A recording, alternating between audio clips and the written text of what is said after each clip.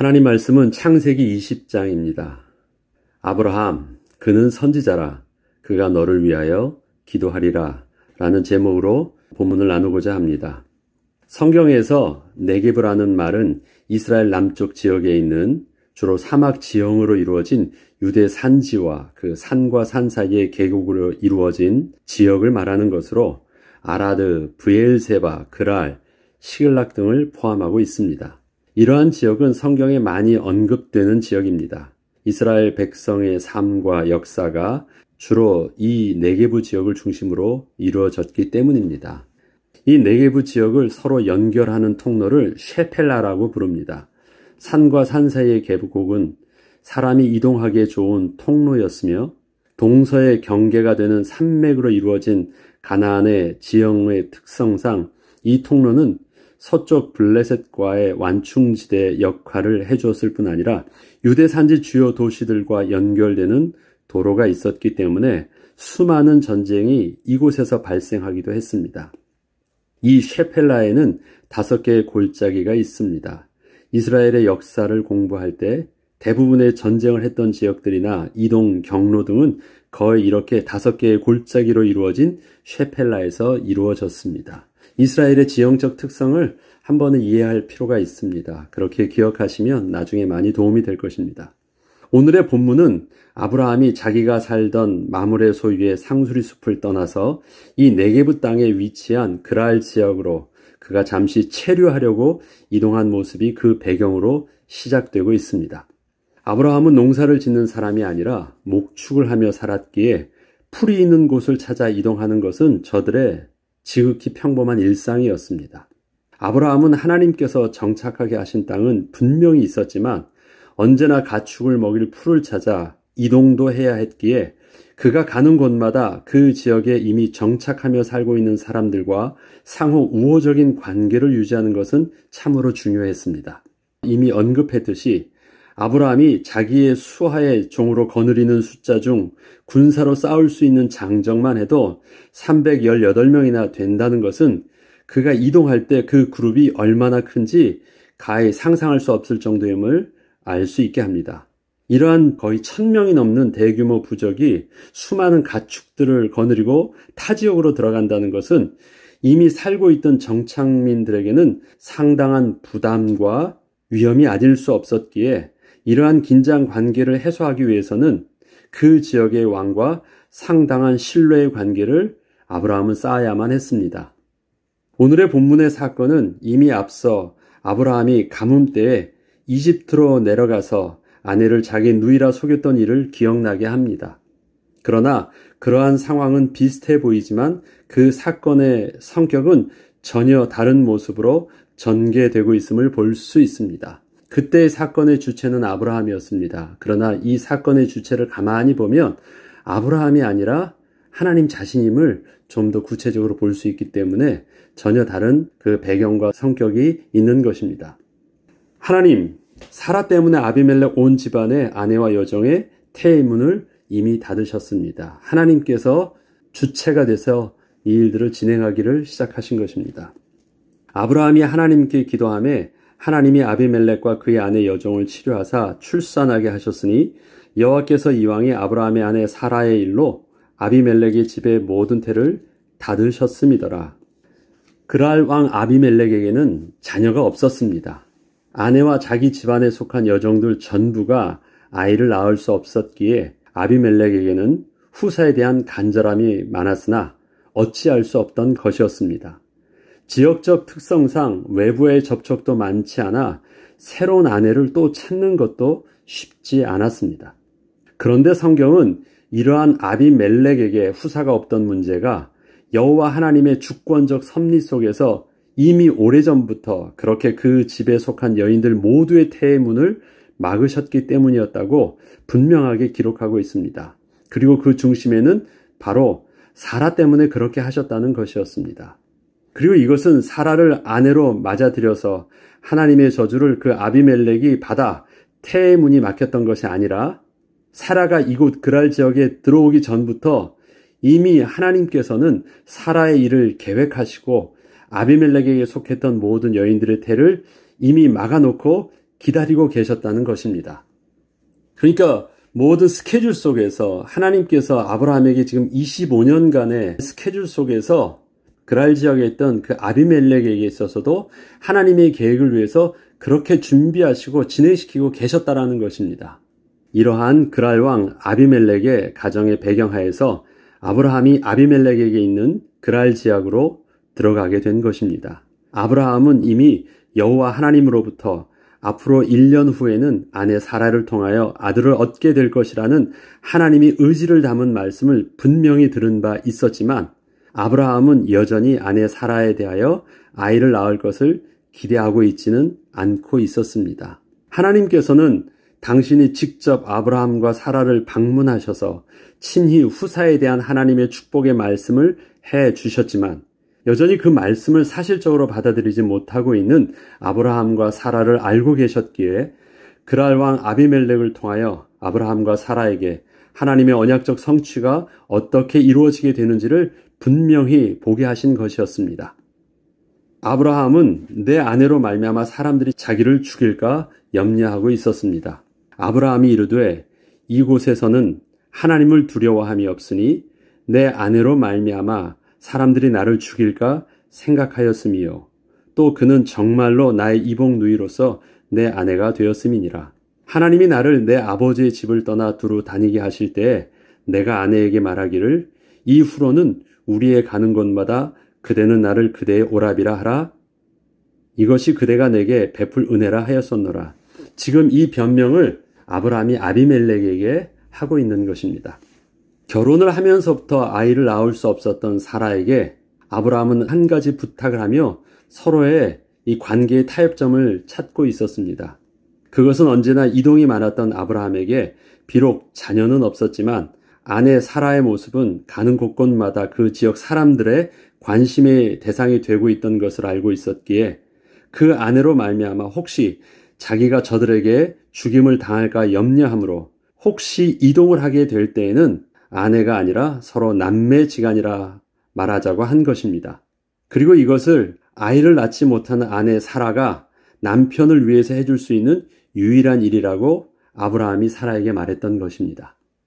이것은 아내 사라에게는 가는 지역마다 사람들은 남편 아브라함의 눈치를 보지 않고 자기에게 접근을 해도 아브라함은 남편으로서 아무런 도움을 줄 수 없이 그저 바라만 보고 있어야 했던 일이었기에 사라 입장에서는 너무도 수치스럽고 속이 상하는 일이기도 했지만 아이를 낳지 못하는 자신의 입장에서는 아무 말도 할 수 없이 그렇게 따를 수밖에 없는 일이기도 했습니다. 이것은 아내 사라에게는 아무에게도 말 못할 상처였습니다.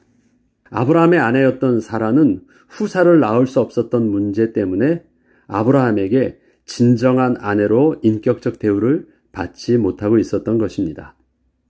하나님께서는 아브라함에게 후사에 대한 축복을 약속해 주셨을 때 그 후사는 단지 아브라함을 통하여 여인에게서 아들만 낳으면 되는 문제가 아니라 하나님께서 축복하여 주신 가정에서 서로의 사랑과 인격적 신뢰를 바탕으로 함께 하나님의 언약을 붙잡고 자녀를 낳게 하여 주시길 원하셨습니다.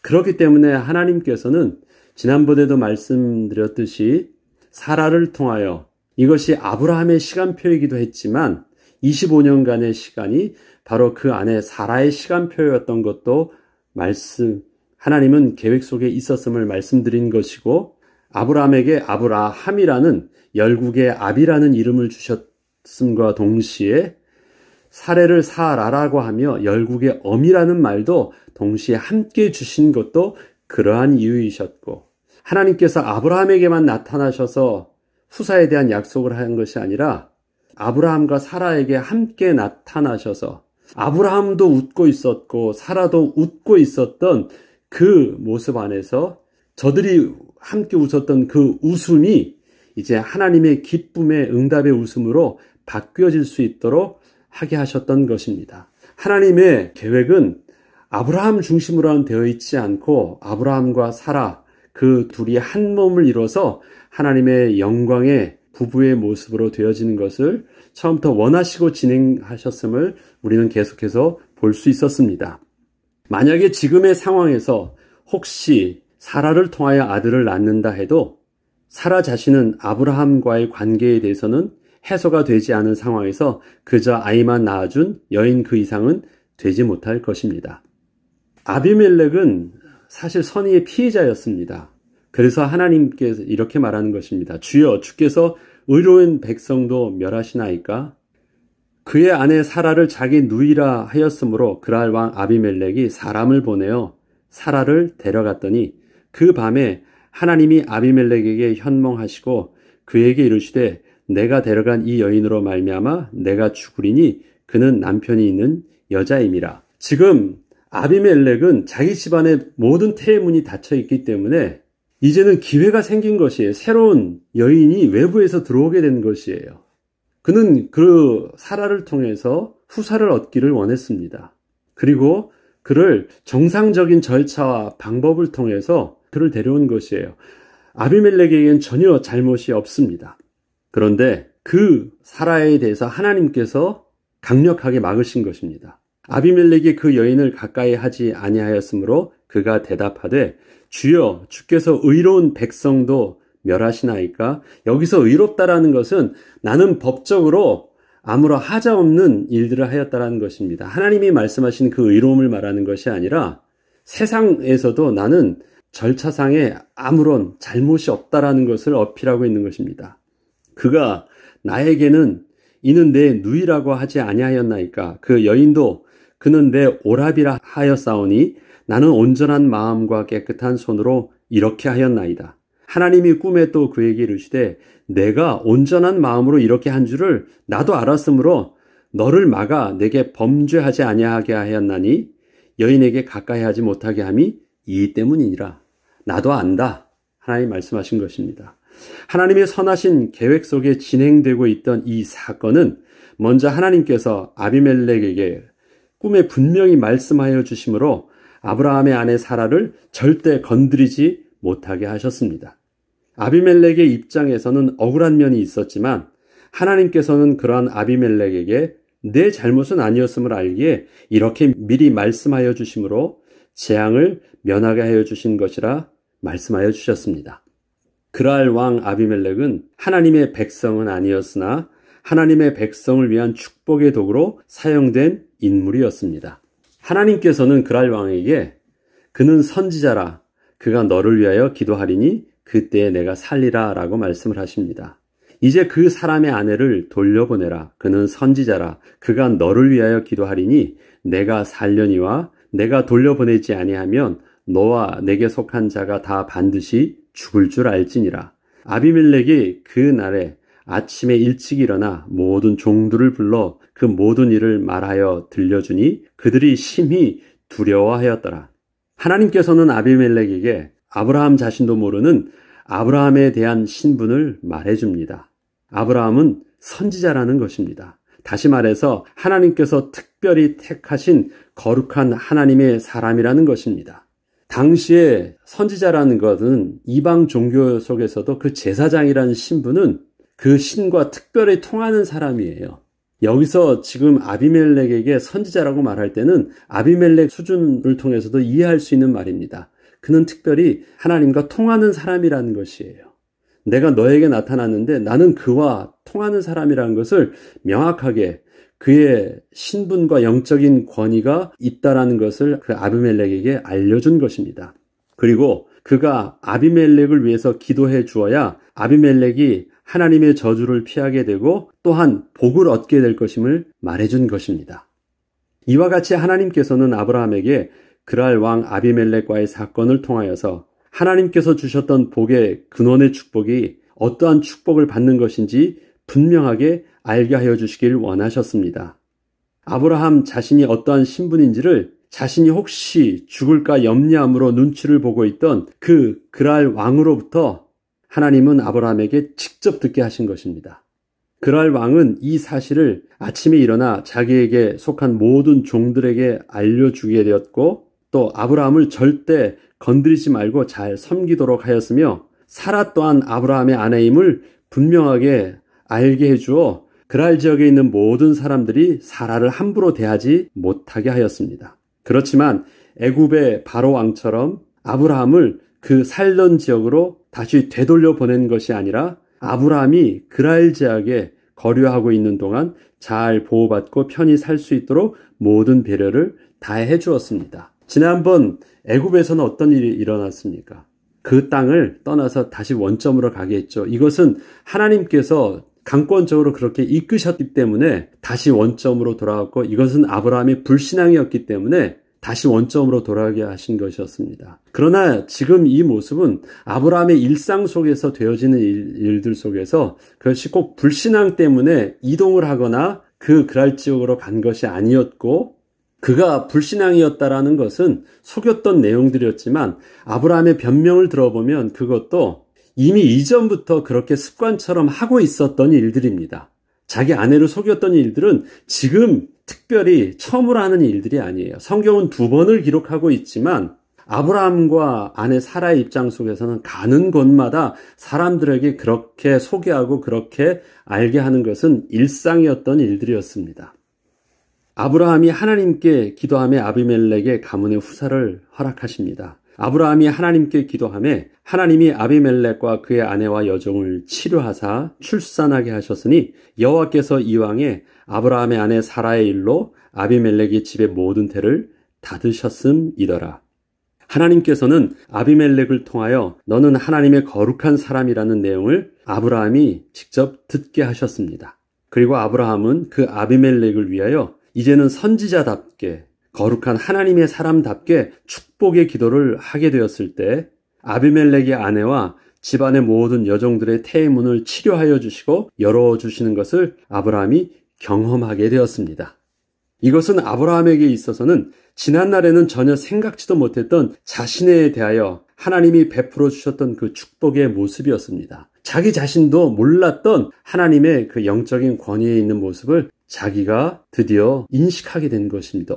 내가 기도했는데 하나님이 저렇게 응답을 주신다고? 이것은 큰 충격적인 사건이었습니다. 아브라함에게도. 아브라함은 그동안 하나님의 말씀에 순종하며 살기는 했지만 하나님의 거룩한 사람이 되어 많은 사람들을 위하여 기도해주는 사람이라는 자신의 영적 권위를 전혀 생각지 못하고 있다가 우연히 그랄 지역에 체류하게 되면서 이제는 그 지역 사람들의 눈치를 보면서 사는 것이 아니라 저들을 위하여 하나님의 선지자가 되어 하나님께 기도함으로 저들의 복에 근원된 자신의 모습을 실제로 보면서 너무도 큰 자신의 정체성의 변화를 겪게 된 것입니다. 이것은 아브라함이 사라를 대하는 태도를 완전히 바꾸게 하는 계기가 되게 하였습니다. 그동안 아이를 낳지 못하는 아내 사라를 그저 그렇게 바라보고만 있었는데 자신의 기도를 통하여 아비멜렉의 집안의 모든 여인들이 치료를 받고 태의 문이 열리게 하시는 하나님의 역사를 체험하면서 아내 사라를 위하여 이제는 기도하는 남편이 된 것입니다. 내가 기도했는데 하나님께서 치료하여 주시고 하나님께서 태의 문을 열어주셨다고? 그런데 이것은 지금 아비멜렉의 문제뿐만 아니라 자기의 평생의 문제이기도 했잖아요. 그런데 자기가 되돌아보니까 자기도 한 번도 그 아내 사라를 위하여서 기도해 본 적이 없어요. 사라를 위해서 축복 기도하거나 하나님께 은혜를 구해 본 적이 없어요. 단지 그 은혜라는 것은 사라에게 누이라고 속여서 자기 목숨이 부재하는 그 정도에는 사라가 자기에게 베풀어 주실 은혜가 없다고만 기대해야지 그 이상의 하나님께서 자기에게 주신 축복의 아내로 후대를 낳게 하고 함께 그 축복을 누릴 아내로서의 그 모습으로는 한 번도 상상해 보지를 못했는데 아비멜렉을 통하여 하나님께서 그 아비멜렉을 위해서 기도하게 하셔서 또 태의 문을 열어주신 것을 보면서 그것이 아비멜렉을 위한 것이 아니라 자기에게 주시는 하나님의 또 음성임을 깨닫게 된 것입니다. 그리고 그 다음 장에 바로 아내가 사라가 아이를 낳아요. 아이를 낳는다라는 것은 관계가 회복됐다라는 것이에요. 둘의 관계가 회복되었기 때문에 아이를 낳을 수 있는 것입니다. 그냥 뚝딱 아이가 그냥 낳아지는 것이 아닙니다. 서로 인격적 관계가 회복되어졌기 때문에 되어지는 일들이 바로 그 다음 장에 바로 나타납니다. 그것은 바로 아내를 위해서 아브라함이 기도할 수 있었던 그 은혜를 회복하게 된 것입니다. 아브라함이 남편으로서 자신의 영적 권위를 온전히 깨닫고 아내 사라를 위하여 하나님의 은혜를 구하며 기도할 수 있게 되었을 때 하나님께서는 그 가정에 비로소 태의 문을 여시고 약속하신 후대의 축복의 문을 열어주시기 시작하신 것입니다. 하나님께서는 하나님의 백성에게 하나님의 약속하신 축복의 문을 열어주실 때 그 복으로 온전히 누릴 수 있도록 먼저 그 복을 다스릴 수 있는 영적 권세를 먼저 회복하길 원하십니다. 복에 치여 살지 않고 복을 주인답게 누리면서 또 사용하고 다스릴 수 있도록, 그래야 망하지 않으니까. 하나님의 거룩한 백성으로서의 신분과 권세를 회복한다는 것은 단지 물질적 축복을 내 손에 쥐게 된다고 해서 누릴 수 있는 것이 아닙니다. 아브라함은 비록 가나안 땅에서 수많은 물질적 축복을 받으면서 살고 있었어도 자신이 하나님께 기도하지 않으면 그 누구도 하나님의 복을 받을 수 없는 복의 근원의 사람임을 스스로 깨닫기 전까지는 여전히 세상을 향하여서는 저들의 눈치를 보면서 스스로를 속이며 살 수밖에 없었지만, 거룩한 하나님의 백성으로서 신분과 권세를 회복하게 되었을 때 비로소 가정도 회복되었고 하나님의 본론의 축복도 시작될 수 있었습니다.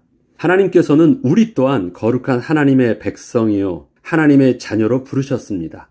우리의 삶 속에서 하나님의 백성으로서의 영적 정체성을 먼저 회복함으로 우리에게 허락하신 하나님의 본론의 축복을 누리시길 주의 이름으로 축복합니다. 아브라함은 1000명이나 넘는 사람들을 거느리고 있었고 수많은 재산을 거느리고 있었습니다. 부자였고 힘도 있었습니다. 그러나 아내를 아내라 말하지 못할 정도로 세상을 향해서는 눈치를 봐야지만 자기가 생존할 수 있다라고 생각을 하고 있었습니다. 복을 받았음에도, 그러나 하나님께서 자기의 신분과 권세가 거룩한 하나님의 사람이라는 것, 이것이 진짜 하나님의 영적인 축복의 비밀이라는 것을 깨닫게 되었을 때 그는 더 이상 그랄 왕이든 세상의 어떤 사람에게도 눈치 보는 사람이 아니라 그들에게 진짜 축복하고 기도해 줄 수 있는 사람으로 당당하게 설 수 있었던 것입니다. 물질은 우리를 세상 앞에서 당당하게 하지 못하게 합니다. 인간적인 축복은 세상 앞에서 우리를 결코 당당하게 하지 못합니다. 지금 내가 돈이 없어 돈을 더 벌게 되고, 지금 내가 더 좋은 집에 살게 되고, 지금 내가 더 좋은 차를 타게 된다고 해서 절대 세상 앞에서 나는 당당해지지 않습니다.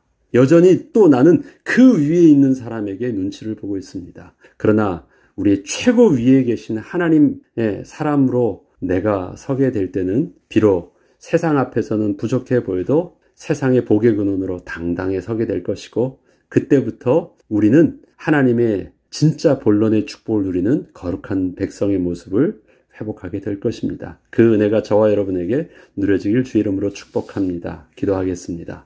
하나님께서는 25년간의 아브라함의 삶을 통해서 아브라함을 거룩한 하나님의 백성 되게 하셨고, 그 아내 사라의 모든 그 마음의 상처를 치유해 주심과 동시에 거룩한 하나님의 백성으로서 복의 축복을 함께 누리는 배우자로서 하나님의 축복의 주인공으로 동일하게 이 부부를 불러주셨습니다. 하나님은 우리의 가정이 그렇게 복을 얻게 하시고 그렇게 세상을 향하여 당당한 영적인 신분과 권세가 회복되게 하시며, 그 축복을 함께 언약으로 붙잡게 되었을 때 비로소 우리 안에 본론의 축복들이 우리 가정을 통해서도 우리 자녀를 통해서도 이루어지게 하여 주옵소서. 감사드리며 우리 주 예수 그리스도의 이름으로 기도합니다. 아멘.